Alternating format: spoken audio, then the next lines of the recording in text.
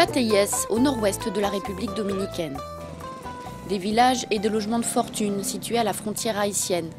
Ils ont été construits dans les années 50 pour accueillir les travailleurs des grandes plantations de canne à sucre et de bananes. Les Bateyes figurent parmi les quartiers les plus pauvres de la République dominicaine. Ici, la vie quotidienne est difficile.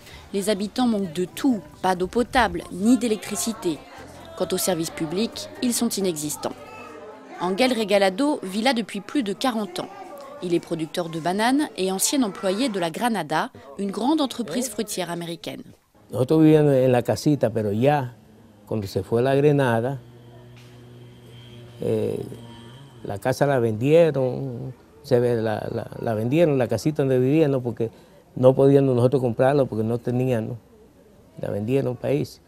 Vivían en los Bateyes, pero los Bateyes, bueno, demasiada calamidad. En ese tiempo eran unos tiempos muy difíciles. Au départ de la Granada en 1962, le gouvernement dominicain entame une réforme agraire et redistribue 15% des terres aux petits producteurs. Ángel récupère ainsi une petite parcelle de bananes de quelques hectares, mais sa plantation est en mauvais état et l'accès au marché est très instable. Cuando había una falta de producción en Europa, una falta de banano en Europa, compraron a los pequeños y cuando había mucho banano no compraron a los pequeños. El hecho que los multinacionales se fueron, todos los terrenos entraron en el abandono. C'est dans ce contexte que Banelino est créé en 1996. L'organisation de producteurs intègre la filière banane en commerce équitable et permet aux petits producteurs d'accéder au marché d'exportation et d'obtenir des revenus stables. En été, lorsque les cours de la banane sont bas, Banelino arrive à proposer des prix 4 à 9 fois plus élevés que ceux du marché conventionnel.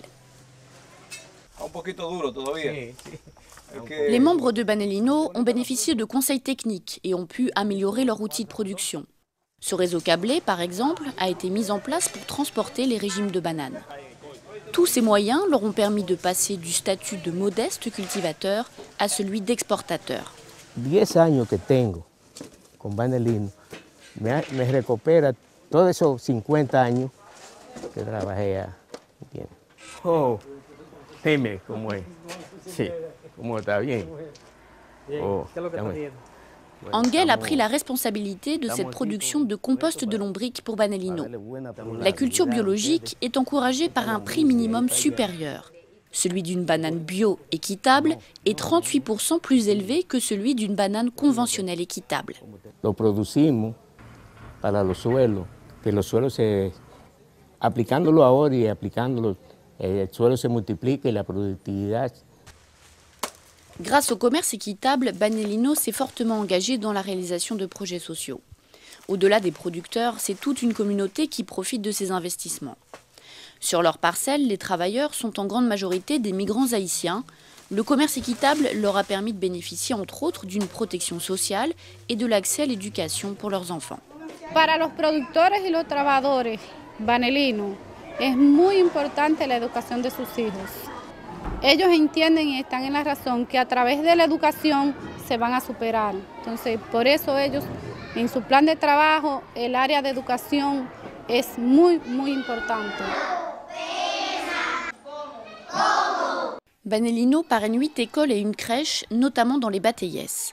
C'est un choix des producteurs assemblés qui décident de miser un maximum sur l'éducation dans les zones les plus déshéritées.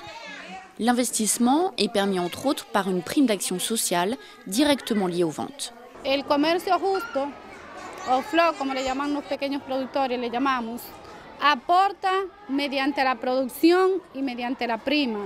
Los recursos de la prima son invertidos, entre otras cosas, en área de educación. Comercio justo llega aquí con todos los gastos que es pago de personal. Mobiliario que se ha comprado también viene de la prima. Cette école qui accueille des enfants handicapés à Mao sera bientôt remplacée par cet établissement flambant neuf. Un investissement de plusieurs millions de pesos, décidé par les producteurs et rendu possible grâce au bon chiffre de vente généré en 2008.